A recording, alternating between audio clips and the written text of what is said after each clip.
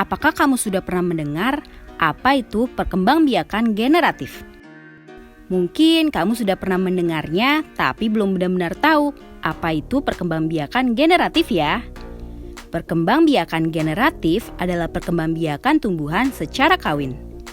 Untuk lebih jelasnya, yuk kita simak penjelasannya dan contoh tumbuhan yang berkembang biak secara generatif.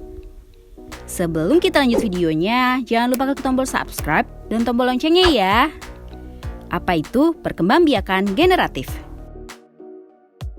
Perkembangbiakan generatif adalah perkembangbiakan yang dilakukan melalui proses penyerbukan dan pembuahan. Perkembangbiakan tersebut dapat terjadi pada tumbuhan generatif yang mempunyai kelengkapan untuk proses penyerbukan dan pembuahan. Nah, alat perkembangbiakan tumbuhan secara generatif adalah serbuk sari dan kepala putik yang biasanya terdapat pada bunga. Tumbuhan gak bisa melakukan proses perkembangbiakan secara generatif kalau nggak memiliki alat kelengkapan untuk proses penyerbukan dan pembuahan tersebut.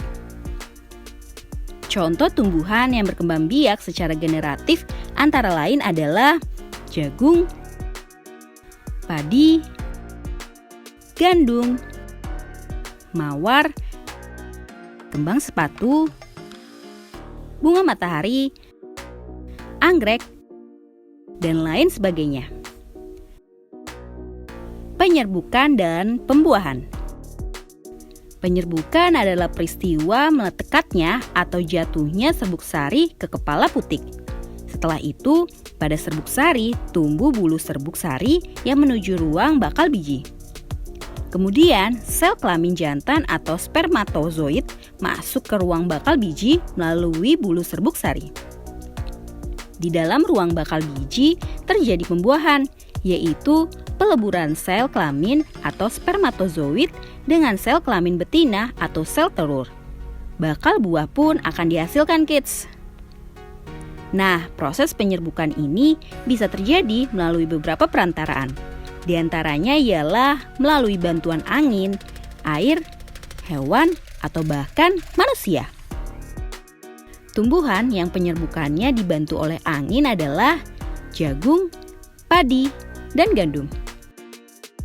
Jika yang biasa dibantu oleh hewan seperti burung, kupu-kupu, kumbang dan lebah, dan lain sebagainya adalah tumbuhan mawar, melati, atau kembang sepatu. Air juga bisa membantu penyerbukan. Biasanya yang penyerbukannya dibantu oleh air contohnya adalah ganggang. Jenis-jenis penyerbukan pada tumbuhan. 1. Penyerbukan sendiri, yaitu jika serbuk sari dan putik berasal dari bunga yang sama. 2. Penyerbukan tetangga, yaitu bila serbuk sari terbang ke bunga yang berbeda, tapi masih dalam satu pohon. 3. Penyerbukan silang, yaitu jika serbuk sari hingga ke putik bunga dan di pohon lain yang masih sejenis. 4. Penyerbukan bastar, yaitu jika serbuk sari jatuh di putik bunga lain dan tumbuhan yang berbeda jenis. Nah, bagaimana kids? Sekarang sudah tahu kan tentang pengembangbiakan generatif? Sampai di sini dulu ya videonya.